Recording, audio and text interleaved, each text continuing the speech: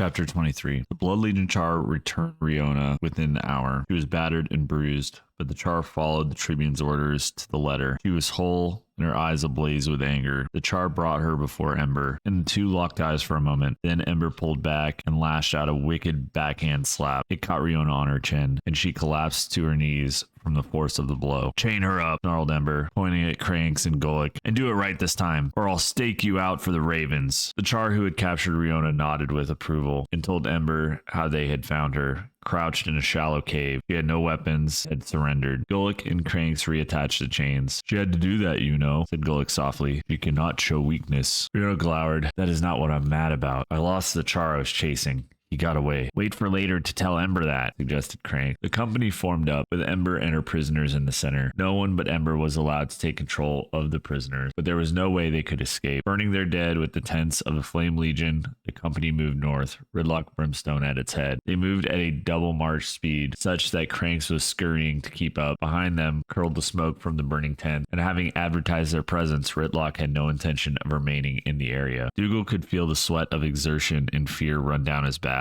They were surrounded by Char, and he felt like a mouse among cats. The urge to bolt, to flee, was strong, and he was afraid it would outmatch his better judgment. He looked at Riona and saw that she was staring ahead, the welt from Ember's strike still vivid on her face. She noticed Dougal looking at her and nodded. At the next rest break in the march, she leaned towards him. "This commander is a slave driver," she said. "Ember said the commander is Ridlock Brimstone," replied Dougal. "She's afraid of him. I don't blame her." "You know about this Ridlock?" said Riona. "Big time Char hero," said Dougal, and one or two Char shoulders glanced towards them. He shut up until they looked away. "He was one of Destiny's Edge legendary adventurers. Captain Logan Thackeray was one of that group, along with the Azura Snaff, the Sylvari Kaith, and the Norn Heir. Heirs to Galkin," said Gulick sternly. "He was a great hero once." He stressed the word was. "So the slave driver hung out with us mere humans?" "Pitiful," said Riona, loud enough for a few Char heads to twist in her direction. "The prisoner will be silent," snapped Crank, and slapped Riona's haunch with the lightning rod. Dougal admired that Riona didn't strike out against the Azura. They marched through the heat of the day, reaching the base camp by late afternoon. The beachside camp was on the shores of a lake dominating the Ascalon basin, and was laid out with military precision, lines of tents arranged in grid. The troops were dismissed and returned to their assigned quarters, leaving Ember and her prisoners alone. The Char stood there, waiting, and within a few moments, the Blackford Tribune stormed up. "Doomforge!" snapped Ridlock Brimstone. "Sir, yes, sir," said Ember, snapping to attention. Riona stifled a laugh, and Dougal scowled at her. "You are a mystery. I do not like mysteries in my camp," Brimstone snarled. "You will take the furthest tent down by the shore." "Yes, sir." Ember looked petrified. Brimstone ignored her discomfort. "There's an empty supply skiff moored there. We are going to abandon it and report it scuttled. I want you out of here before tomorrow morning. We are heading east along the coast. Choose a different direction." "Understood, sir." "Understand this," said Brimstone. "I don't want to see your face again. Dismissed." Ember executed a crisp salute and said, "Yes, sir." She motioned to Gulick to pull the humans down to the far end of the tents. "And Doomforge," said Ridlock Brimstone. "Yes, sir." "You have your grandmother's eyes," said the Tribune, and managed what Dougal could only imagine was a smile. "Thank you, sir," said Ember, suddenly relaxing a fraction of an inch and waving for the others to follow. The selected tent had been newly erected a fair distance from the crisp lines and close to the abandoned skiff. Ember indicated to the others to step inside. "Get your rest. We'll leave once night has settled." "He knows," said Cranks, pulling off his rumpled hat and running his fingers through his hair. "He knows what we're doing." "No," replied Ember. "That is, he knows I am up to something, and that Imperator Sword Shadow is somehow involved, and that we are a mystery, that he hates mysteries. The sooner that we sneak out, the sooner he will be relieved of thinking about what we're up to." "And what did he mean about your grandmother's eyes?" said Riona. "I thought it was obvious," said Ember, pausing at the entrance to the tent. "He knows my grandmother. You rest. You will need your energy." And then she was gone, leaving the others to make themselves comfortable as they saw fit. Dougal did not remove his chains, and Riona did not request it. They rested until dark. For an abandoned skiff scheduled for scuttling, the boat proved to be well stocked. A pair of heavy oars were set in muffled locks near the stern, and the long steering pole was laid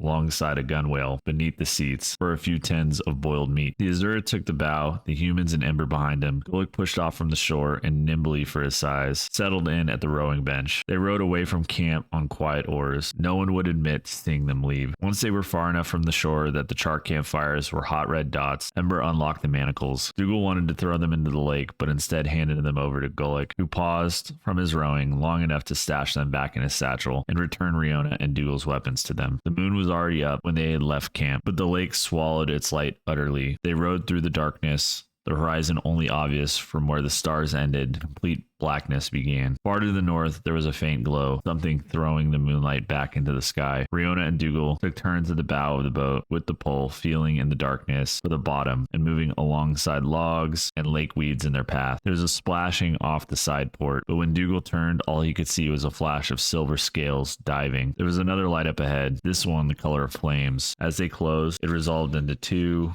then 4, then a dozen different fires, all contained within great iron foundries. Iron Dock, said Ember, identifying the place. It is one of our weapon foundries. It runs all day and night, hanging to the far bank. Gulick proved to be a subtle and deft rower, and moved the shallow drafted skiff to the left side of the lake, through a narrow passage. Now they could hear the clanging of anvils and the roar of forges across the water, combined with the snarling shouts of the overseers. The lake narrowed, and they could see the docks, metal-shod boats bobbing at the quay. Then Gulick passed them as well, and they were around a rock outcropping and turned back to the north. You are making weapons, said Riona quietly. Aye, said Ember. Even if there is peace with the humans in Evanhawk, the legions will have no end of enemies. Ghosts, flame legions, ogres, Grawl, and dragons, added Dougal. And dragons, agreed Ember. Although in the darkness, Dougal could not see the look on the Char's face. Now the glow to the north resolved itself more clearly. It was not a reflection of the racing moon, but a brilliant radiance with its own source. They cleared the channel, and the terrain opened up to the north. Dougal could see it more fully and recognized it. It was a single ray of brilliant white light reaching to the heavens, raised like a sword over the northern darkness, and like a blade it cut Dougal to the heart, for at its base was the center of the foe fire. In its distant light, Dougal could see the faces of the others. Ember was familiar with the sight and was unimpressed, but Riona and Cranks stared at the beacon on the horizon. Even Gulick, reliable rower that he had been, stopped his labors and stared at it, open-mouthed, before recovering himself and resuming his regular strokes. The lake was shallower now, and Dougal was touching the bottom with his pole more often than not. Trees started to appear on the shores, long-limbed mangroves fluttering with bat and night swallows. Finally, the water became marsh, which became land solid enough to walk upon. Ember pointed to an outcropping on the northern shore, and Gulick pulled the boat up on the thick muck. Ember started up the bank, and the others followed, although Dougal now knew the land well. The northern horizon had changed, limned by the power of the Foefire's heart, but it was now an irregular shadow, angular and blocky, the remains of Ascalon city itself. At the top of the bank was a broad road, and after waiting for a few moments, the group skittered across it, avoiding any Char patrols. Only when they were on the northern side of the road did Ember react and make for one of the low hills overlooking the city in shadows. They climbed to the top, where they came upon the petrified remains of several great poles that had stood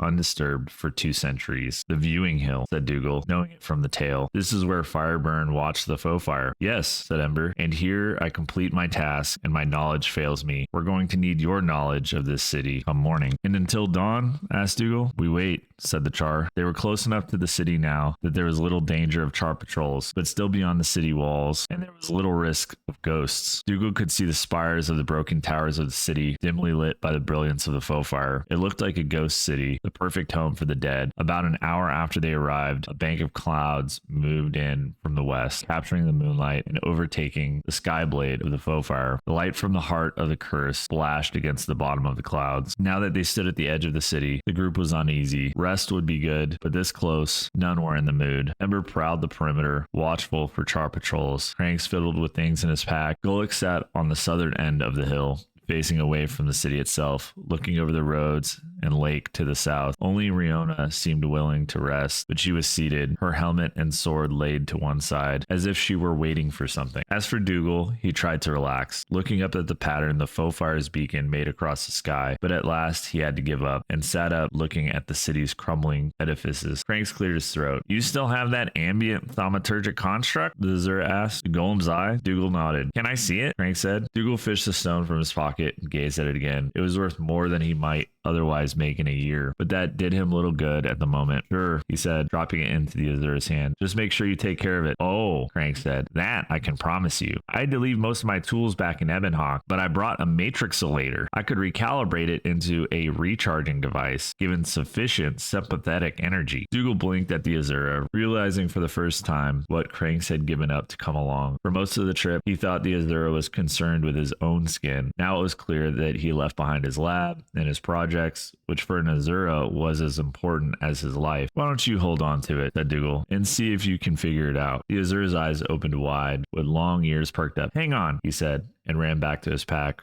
rooted around in a bit, then came back with one of his bottles, a red syrup oozing down its sides. Here, use this if you're injured. It's a good batch, I think. Dougal smiled and put the untested potion in his pocket. And if we don't find enough treasure in Ascalon City, that gem is yours. Buy yourself a new workshop. Franks made a choking, gurgling noise and pulled out a device that looked like the product of a union between a violin and a crossbow. Yes.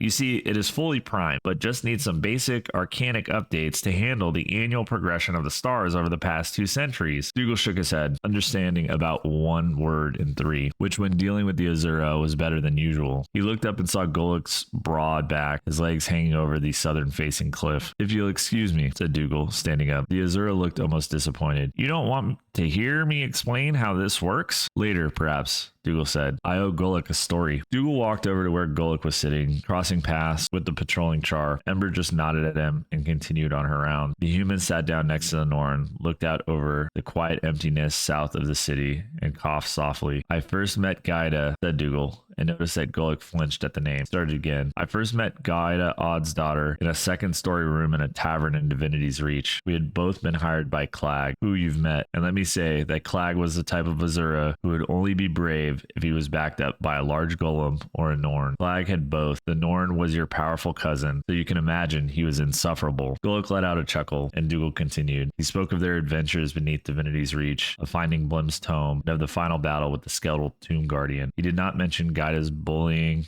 or threats, and once or twice, when he spoke of her kind nature, Goluk gave him a sidewise glance and a smile. For the most part, he told the truth, but it was the truth you would speak about the dead for the benefit of the living. Goluk clapped Dougal on the shoulder. By that time, the sky was lightening to the east. Although its rise would be obscured by the gathering clouds, it would be an overcast and gray day in the dead city. The slow, colorless dawn revealed a city of tombstones. Its outer walls were broken apart like a jumble of loose teeth, and its spires and structures were canted, their windows and doors shattered and empty. Dougal could make out the sights from his map in his earlier visit. There was the sunrise tower of the palace, its spire rising above all others. The royal treasury was within the palace complex. There had been a central tower, but that had fallen, taking King Adalburn and his curse with it. There was the Hall of Records, now roofless, its contents rotted by time and weather. And there was the central plaza where he had to shoot Jervis. His heart sank at the sight. The others came up behind him, but for the longest moment, no one spoke. It's a wreck, Riona said. A horrible, terrible ruin. I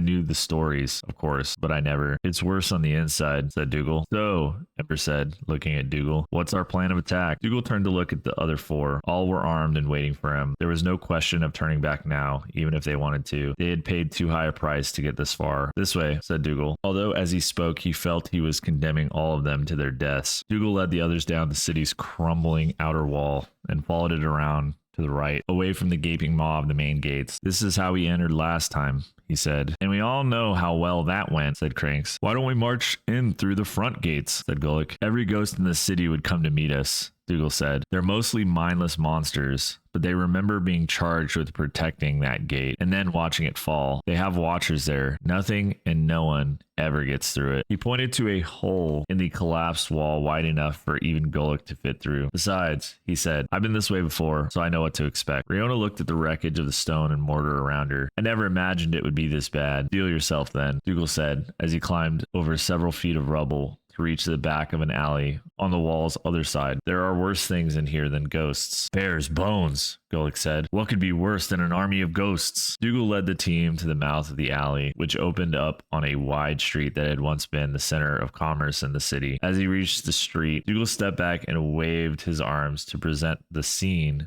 to the others. What's worse, he said, all the bodies from which they came. The bones, armor, weapons of the soldiers that had been fighting at the time of the foe fire littered the streets. Most of the skeletons lay there intact, having had to endure only a couple of centuries of weather and sun. Unlike Unlike on other battlefields, birds and other animals refused to pick at the flesh here. The ghosts and the faux fire itself, keeping them far away. The first bodies laid at the mouth of the alley, and as Gulick brushed past one of them, it fell to pieces. The bones clattered, and the armor clanged on the cobblestone, startling them all. Gulick cursed his clumsiness, then withdrew behind Dougal again. Nothing is holding those bodies together but memories, said Riona. Those memories are fading fast, said Dougal. He pointed at a small square that the street opened into. That's the way we're heading. And where are we going? Asked Ember. Ultimately to the royal treasury, beneath the palace. Finding a way down once we reach it is another challenge. When Adalburn set off the faux fire, the buildings were shifted, and some of the lower stories were crushed by the upper. The king's chamber atop the sunrise tower was mostly unscathed. Should have some access. You say should like you don't know, said Cranks. We never got that far, said Dougal. But then we broke into the city at night. Dougal crept up the street slowly, picking his way past the bodies and struggling to find a path that was wide enough that he could reasonably expect Gulick to be able to navigate it. Although Dougal was certain he'd given the Norn plenty of room, Gulick still bumped over an occasional body, sending bones and weapons and armor clattering along the cobblestones. Dougal hoped that the ghosts would not be as active now, with the sun still on the rise, as they might be at night. Due to the city's high walls and surrounding buildings, though, shadows would hold on to the night long into the day. And despite the fact that they had previously encountered the ghosts at night, it did not mean that they were afraid of the day or any less lethal. Soon, they reached the street that led to the main square. As they drew closer, Dougal grew more and more tense. At one point, he noticed he was unconsciously holding his breath. He had to force himself to breathe. It was then that he realized where he was. Intentionally or not, he had brought the others to the very place where he had last seen Vala and Dak alive. He had struggled so hard to blot it from his memories that he didn't recognize it at first, but when he saw a familiar set of armor laying on the street